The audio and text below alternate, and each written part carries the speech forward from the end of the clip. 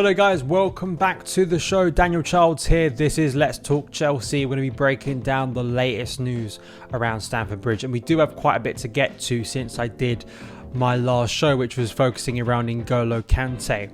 But we've got stuff around the goalkeeper. We're going to be speaking about Romelu Lukaku, the massive Saudi investment in players, and how that actually could help Chelsea in trying to sell and offload unwanted players this summer. I'm going to speak about Cesare Casadei, who of course has had a really good time at the Under-20 FIFA World Cup, and also a little bit about Levi Colwill and hopefully some Mason Mount stuff in there too.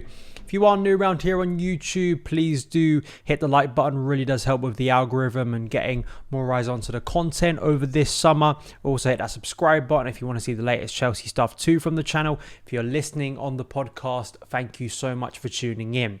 So we're going to start off with the goalkeeper because Chelsea, Kepa Arrizabalaga, is he going to be sold? Is he going to be not? I mean, it seems once again, and it's quite disheartening to hear that apparently that sort of Pochettino is going to be encouraged to use Kepa Arrizabalaga, which kind of speaks to the lack of kind of interest in him as a goalkeeper still, even after what some have deemed and tried to paint as a really good season for Kepa. In terms of playing time, it was, but it still shows maybe the limitations and also the finances behind trying to take Kepa's particularly wages. Given when we signed him back in 2018. So that is a problem, and it is expected that Edouard Mendy will be departing, but Chelsea do need to invest in this area. Nazar Kinsella reporting that Chelsea are going to launch Andre Onana bid as two goalkeeper targets favoured. Apparently Inter want at least 50 million for the 27-year-old and could be forced to sell him to help ease their financial problems. Apparently Chelsea held talks with Inter in April and are now set to reopen dialogue with the Italian club. There are alternatives. Some of those include apparently Dortmund's Gregor Kobel, who of course Chelsea played against, and Brentford's David Raya. Raya apparently though is maybe close to a move to Spurs, so that one may already be off the table for Chelsea. Another name from Milan, AC Milan and France #1 Mike Maignan was also sounded out, but Chelsea have been put off by his 80 million asking price. I really like Andre Onana as a goalkeeper. The Champions League final demonstrated mostly because it was a very tight game and there wasn't a lot of opportunities. He couldn't really do much about the winner from Rodri in terms of his ability on the ball. That is kind of one of his biggest strengths. And it is something that maybe Chelsea have lacked in terms of, Kepa is supposed to be good in that sense, but I even think sometimes Edouard Mendy, despite the criticism he gets because he doesn't look as kind of elegant with the ball at his feet, I think sometimes has proven more effective than Kepa Arrizabalaga. So with Pochettino coming in, I think it is important to have someone in there who can do a very competent job, is going to be able to save shots from long distance, is going to be able to command their box, grow that chemistry with the defenders in front of them. But then also I think more and more it is important that, and you see this just with the evolution of the game and evolution of goalkeepers over the past decade, in terms of they really need to be good with the ball at their feet, and they really need to be comfortable having the ball inside their area, be comfortable being pressed by opposition players, and have that ability to hit it long, direct to potentially a centre forward, but also play in and around their box. So I think Onana, when you just look at sort of a scouting report here from FB Ref that looks against this, he's had a very, very good season with Inter Milan in terms of being a really good goalkeeper for them. He's turned out to be potentially a really valuable signing if they do sell him, because they got him from a free after he left Ajax, and he's replaced Handanovic, who I think was a long-term goalkeeper there. And he was really key, made some big saves in the run to the Champions League final. So I feel like out of the options that have been kind of named, I really do like Andre Onana. I think Kobel as well has developed into a really good goalkeeper. He made some big saves against Chelsea in the first leg, of course, was injured, I think, for the second leg against us, so wasn't available then. And of course, Chelsea did win that game. And I think it's a really good option. I think if Mike Maignan is out of the picture in terms of the asking price, there is a financial reality that is referenced there in terms of Inter Milan that is very real. I definitely suggest go and listen to Totally Football show. They had James Horncastle, Italian football expert from The Athletic, sort of breaking down the Inter financial situation, and that there kind of is a reality, a bit like 2 summers ago when they sold Lukaku to Chelsea. They're probably going to have to sell one of these big players, and the fact that with Onana because he's a free. That's pure profit there. So maybe Chelsea can jump in and try and get a march on signing Andre Onana. Let me know your opinions and if there are any other big goalkeeping options you would like to see Chelsea sign this summer. But this does relate to Inter Milan because apparently Chelsea are going to have another meeting, not only in terms of Andre Onana, but two other names, of course, are going to be very relevant in this conversation with Inter Milan. One of them, of course, is Romelu Lukaku. His Inter loan now is ending. And Kalidou Koulibaly has even been cited as a player that Inter Milan may be interested in signing this summer. But the key thing in all of this that is becoming a growing, I guess, issue or maybe a solution to Chelsea out of a very unexpected place, and that is Saudi Arabia, their investment in their domestic league. We've seen this with N'Golo Kante going to Al Ittihad. We spoke about that last week. But now apparently Lukaku has been offered a 16 million deal to leave Chelsea for Saudi ahead of Pochettino era. Lukaku is expected to push to leave Chelsea this summer, and the 30-year-old striker met officials from Al Hilal in Paris on Monday to discuss a move.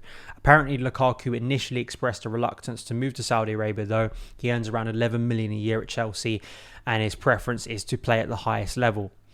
Chelsea striker Pierre-Emerick Aubameyang is also being targeted by clubs in Saudi Arabia. Koulibaly is another name. Apparently, Hakim Ziyech as well is getting some interest from there. In the upcoming week, Saudi Arabia, their sudden investment in players, and particularly the profile of ones over the age of, say, 30 or later stages of their career, very much in their prime, could be very beneficial for Chelsea because, you know, the N'Golo Kante one, Chelsea are kind of not benefiting other than getting Kante's wages off the books. There's no transfer fee there because it's the end of his contract. With the case of Pierre-Emerick Aubameyang, in the case of especially Lukaku, it would be such a big benefit. What the long-term effects of Saudi Arabia means and their investment means for European football, I'm going to have a conversation with Football Therapy Jan. He's a guest on the channel. You'll be seeing that content coming out very soon. We had a discussion recently and we do speak about that kind of broader thing. But in terms of Chelsea, in terms of getting players off the books before June the 30th, this could be relieve a lot of pressure from the new ownership and particularly Mauricio Pochettino.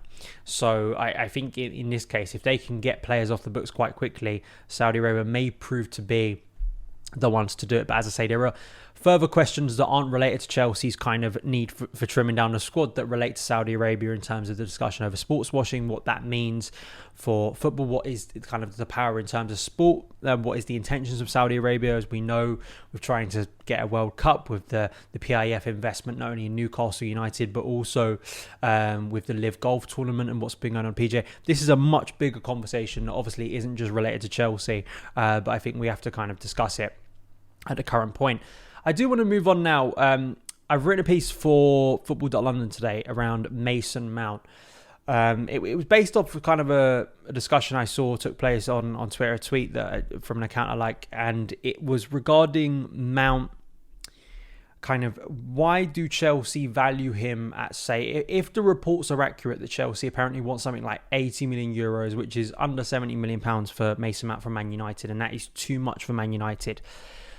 If they value him that highly in terms of a fee, why do they not value him in a similar way to hand him a lucrative contract? Now, this is an opinion piece, and I do understand that there's two sides to this story, and there is a nuance in the fact that, you know, Chelsea may have offered something. Mount maybe wants a lot more than that, knows that if he leaves Chelsea, he's going to get more than that.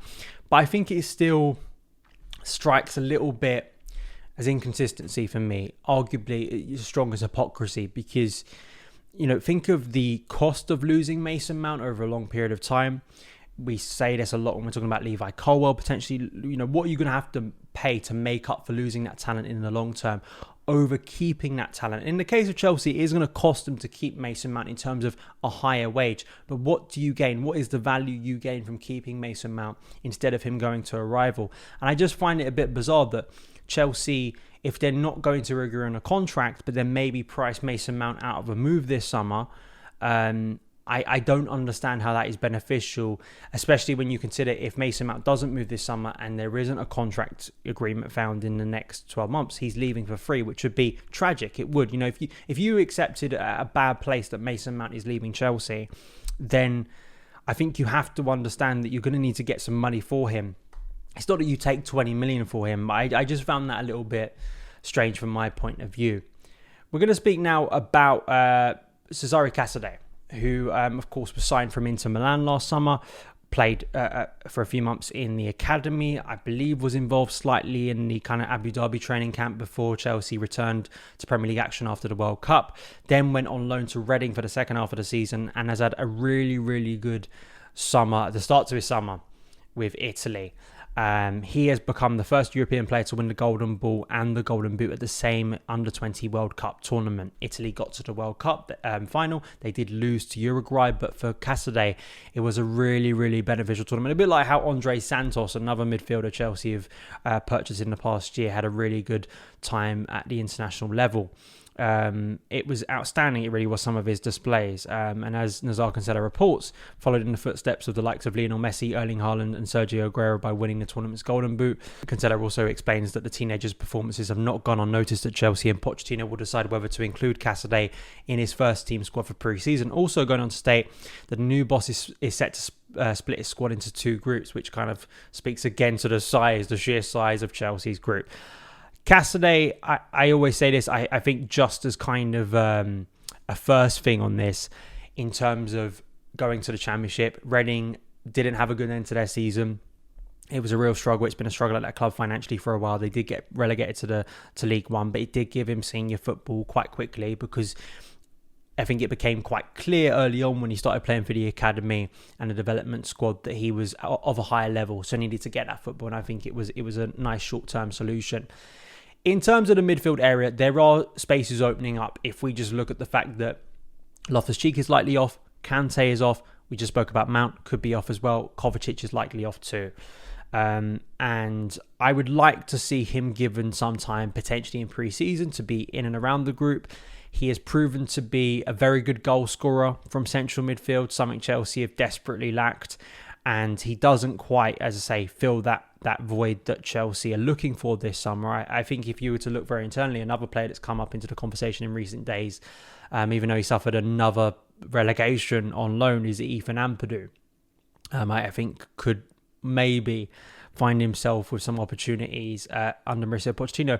I think Casadei, it maybe is a little bit too soon, because I think, there's always that big discussion point over a development of a young player is you don't really want to halt their development, or you don't want to get to a place where they're thrown into a situation or an environment that is kind of detrimental to that progress. And, we always go back to kind of the perfect kind of development stage of the likes of Mason Mount, Tammy Abraham, Tomori, of going to the Championship, Reece James too, if they get that senior football.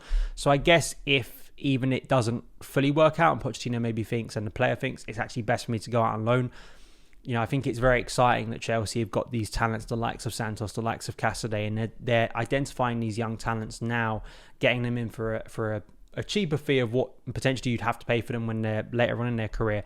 So I think that's very exciting. Let me know your opinions. Would you like to see Casadei play a bigger part next season? Let me know in the comments below. But that is it for today's edition of Let's Talk Chelsea. Thank you guys for watching and listening. You can follow me on Twitter @SonOfChelsea, and I'll see you again very soon. All the best.